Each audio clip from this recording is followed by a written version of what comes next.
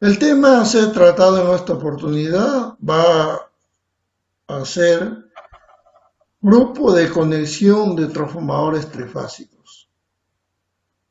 Este tema ya fue tratado anteriormente, pero en vista que existen algunas dudas, más que todo en el conexionado físico, es la intención de estos videos de llevar a lo máximo posible el video a entender cómo es que son conectados físicamente los transformadores en los diferentes tipos de grupos de conexión. Para esto es necesario conocer algunos puntos en los transformadores trifásicos. El transformador trifásico, como es sabido, en su forma convencional está compuesto por 3 columnas, ¿cierto? De acero al silicio o de fierro al silicio, laminado. Y en cada columna existen bobinas, 2 bobinas en su mayoría, porque existe también de 3 bobinas en caso de los transformadores terciarios, pero tratemos de los transformadores comunes que son de 2 bobinas. Estas bobinas están denominadas primario y secundario. ¿Correcto? Aquí, digamos así, vamos a entender aquí la diferencia de estas 2 bobinas. Aquí unas barras gruesas de cobre y aquí alambres finos, ¿correcto? Entonces ya existe la diferencia aquí.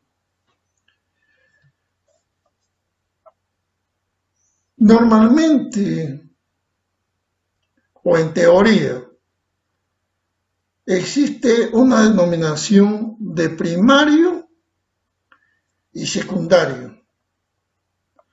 Porque si entendemos que estos son primario y secundario en cada fase, y por ser trifásico quiere decir que está compuesto por 3 transformadores monofásicos. ¿Correcto? Entonces vamos a tener un primario y un secundario. En el primario es considerado a nivel de estudio siempre como el lado que entra la tensión. Y el lado secundario es el lado de suministro, ¿correcto? Donde va a ser conectado el suministro o la carga. Pero a nivel constructivo, básicamente se ha estandarizado que el primario sea el lado de alta tensión y que el secundario sea el lado de baja tensión. ¿Correcto? Entonces, como cada bobina tiene un inicio y un final, el inicio de la bobina está sujeto básicamente en la base del aislante, ¿cierto? Donde va a ser soportada la bobina. Puede existir varias capas y al final va a denominarse la salida.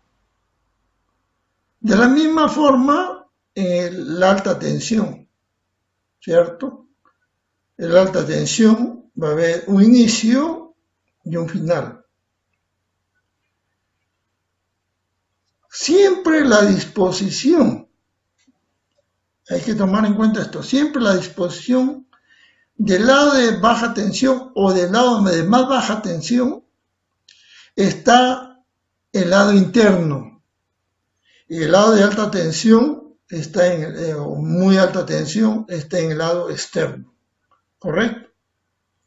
Lado externo.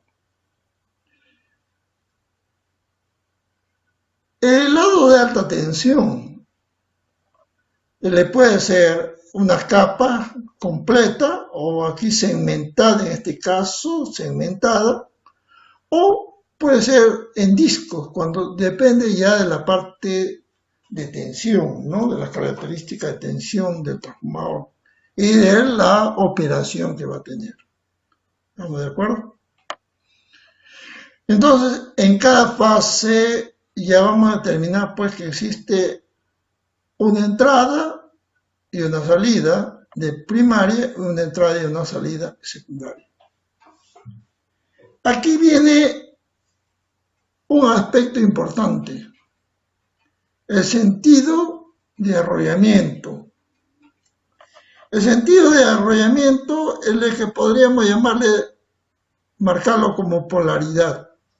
O sea, los dos bobinados deberán tener el mismo sentido de arrollamiento. ¿Correcto? El mismo sentido de arrollamiento. Por lo tanto, si tienen el mismo sentido de arrollamiento y las dos son entradas, pues serán marcadas como entradas allí para el caso o cuando sea necesario ya la conexión externa.